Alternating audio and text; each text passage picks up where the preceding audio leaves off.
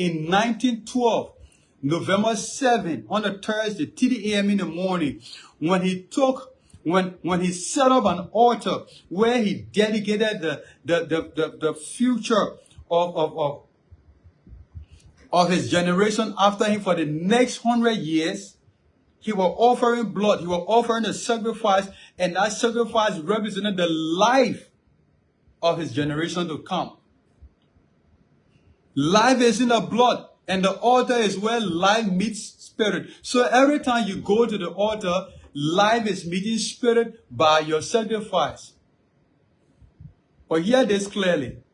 While God established divine altar through blood, the enemy counterfeits the same principle through evil altars. That's why in family, in my paternal family, they had the rock of the blood, on which my granddad, when I visited the village, he would sacrifice a chicken on our altar, on our rock, every morning. But you know what it was? It was a God to whom they welcome you in the village, in the spirit realm, unknown to yourself that you didn't know. It was what controls the rest of the family wherever they are. Any stranger entering into the village, that's a God that you submit and pay homage to. You don't know. So when he enters, he's a big guy. He owns his own town. And when you open the front door opens on your right. So right behind it is our rock. You think it's just ordinary rock. No. As you enter, you know, the traditional houses, the door is not very high or where you were, like you better be bent down. And you know, you pay the image. Yeah.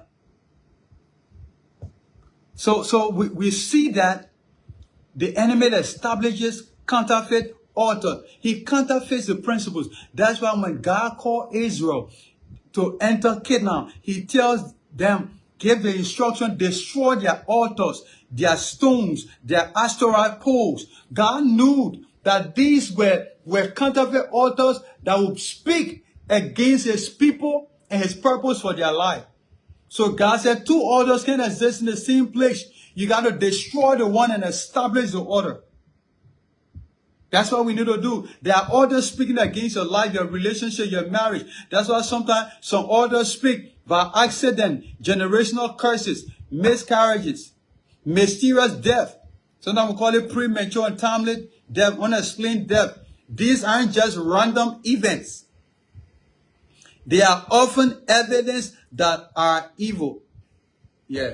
They are the evidence of an evil altar. Yeah. That is demanding blood. You know, those of us in Africa, we understand this thing very well. For those